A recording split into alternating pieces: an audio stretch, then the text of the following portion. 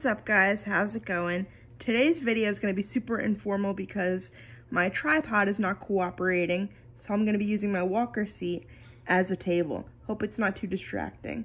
But I thought that since you guys have been showing so much love in my how to use a pendulum with tarot cards video, I'd give you a quick rundown on everything I know about pendulums to make your research a little easier. Now, one of the reasons I didn't show it swinging at first was because it's super hard to get the pendulum to stay in focus once it's in motion. But I wanted to give you guys a quick rundown of how I hold mine and also what mine looks like if you haven't seen it on my channel before.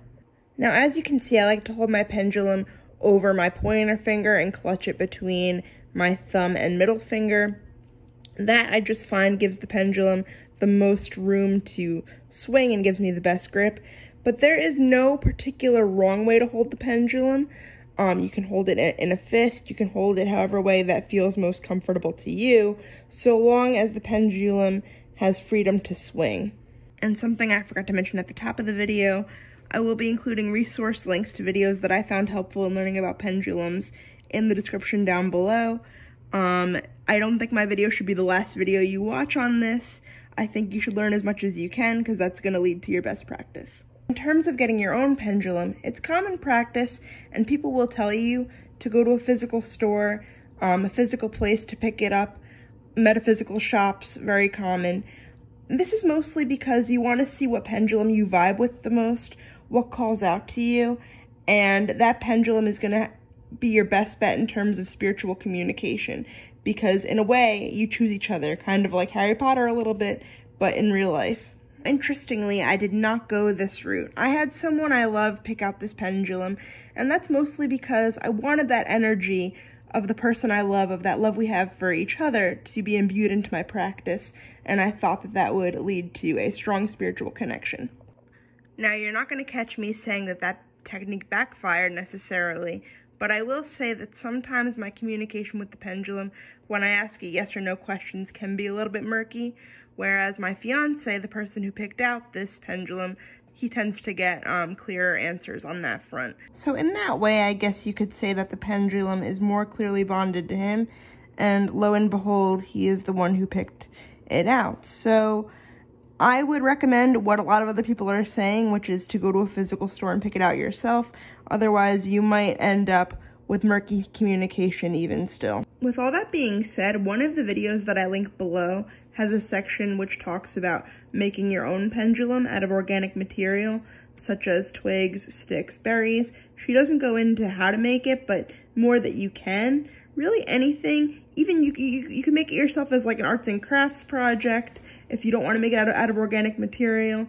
Anything you can make for yourself that acts as a pendulum, meaning it swings and is able to communicate in that way, can be considered a pendulum. So really, the options are actually quite vast for what you can do. As you might be able to tell here, my pendulum is made out of amethyst with a metal chain, and I kind of like the idea of having crystals for pendulums because you'll find that those pendulums have the same properties as those crystals. For example, amethyst is very good for creativity, and I find the pendulum responds very actively, very certainly to questions on my creative pursuits, which is good because I'm a content creator, so there you go.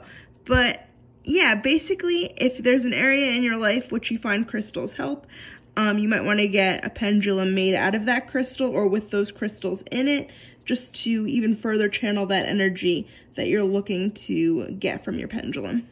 Now, in terms of a pendulum's uses, right? Pendulum has many uses. As I kind of alluded to before, it's really good for answering yes or no questions. If you believe, as I do, that the pendulum is guided by your higher self and spirit guides, it can be used as a spiritual communication tool. But I've seen people, even in like a secular sense, just use it as kind of like an eeny, meeny, miny, mo type thing. I'm not even going to say that you have to be particularly spiritual to connect with a pendulum or the idea of a pendulum. It can just be a good decision-making tool. Personally, if you believe it more on the spiritual side, I would say it's very good to meditate with your pendulum first. Meditate while holding your pendulum so that way it is more bonded to your own energy.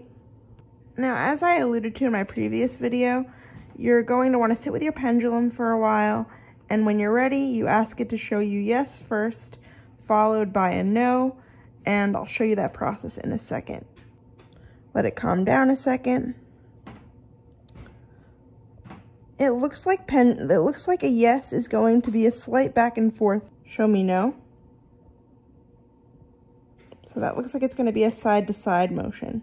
Or if you're using a pendulum board, you're going to want to ask the pendulum to show you yes or no on the board, or show you a particular answer on the board that shows that it is in sync with where you want it to go. And it is important that you try your absolute hardest not to move your hand during this process or manipulate it in any way like that, because you want the process to be natural and have the pendulum function in the way that it was meant to. Okay guys, well thank you so much for keeping up with my wonky camera tricks today. I know this wasn't necessarily the type of video you're used to on this channel, but if you thought it was helpful, or if you have any other comments, be sure to let me know in the aptly named comments section. If you like what I do here, then you might want to consider subscribing. I do everything from book reviews to tarot and spirituality. So if any of that sounds good to you, then I'd love if you could stick around, or you could check me out on my other platforms. They will be below, along with the resource links. Have a good one, guys.